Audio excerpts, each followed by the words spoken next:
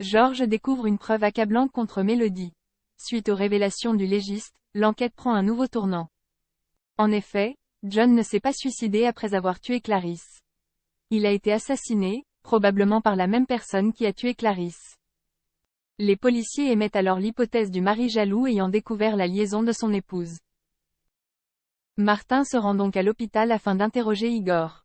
Ce dernier est justement en train de préparer ses affaires pour rentrer chez lui et Sébastien l'accompagne.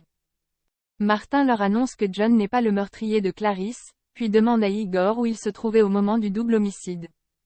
Igor déclare qu'il travaillait seul dans son atelier.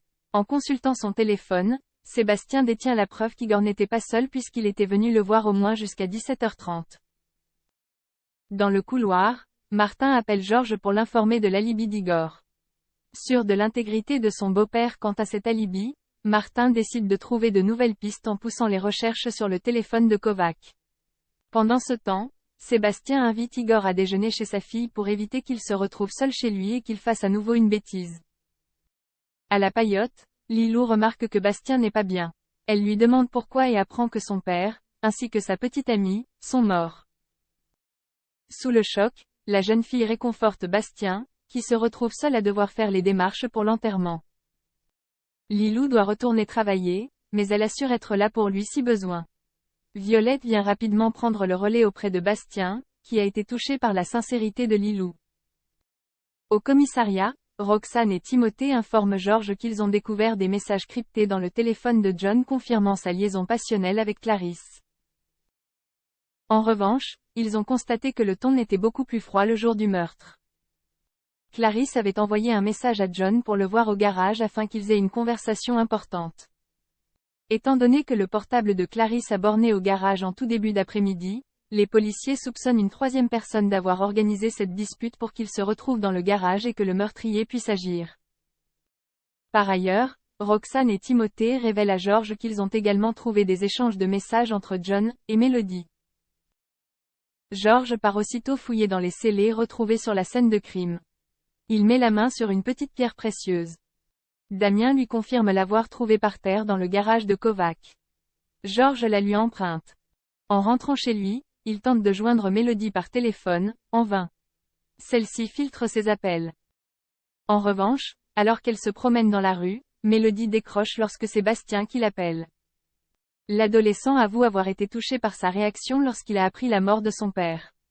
Melody lui promet d'être là pour lui en cas de besoin. Après avoir raccroché, elle fond en larmes. De son côté, George rentre chez lui et fouille dans les affaires de sa compagne. Il finit par retrouver la bague qu'elle a l'habitude de porter et remarque qu'il y manque une petite pierre précieuse, exactement celle des scellés. Rien ne va plus entre William et Aurore. Au spoon, Nordine boit un verre avec Rachel. Celle-ci remarque qu'il est tendu.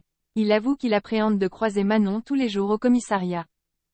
Si Rachel pense que c'est l'occasion pour les deux ex de se rapprocher, Nordine déclare qu'il veut vraiment passer à autre chose. Pour lui changer les idées, Rachel lui propose une balade en VTT, en souvenir du bon vieux temps. Nordine révèle alors qu'il a toujours détesté ça, mais qu'il faisait l'effort à l'époque pour traîner avec elle.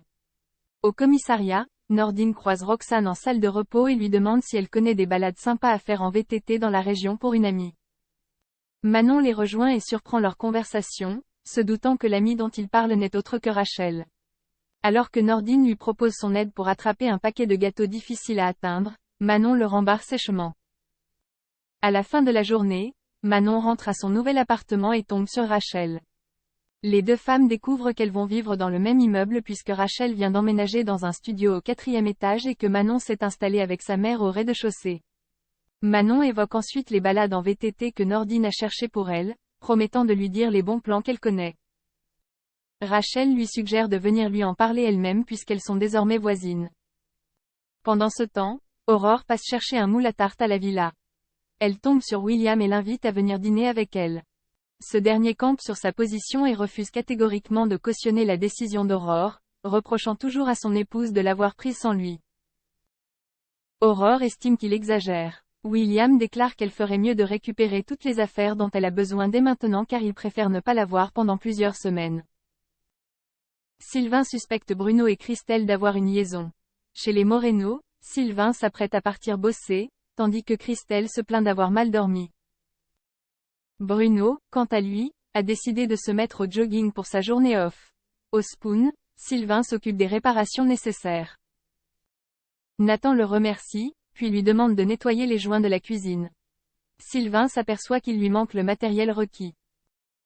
Il appelle Bruno afin de lui demander de lui apporter, mais ce dernier ne répond pas. Sylvain appelle donc Christelle qui décroche le téléphone fixe sans s'en apercevoir. Sylvain entend alors des bribes de conversation entre son épouse et son meilleur ami qui le laissent supposer qu'ils sont en train de coucher ensemble.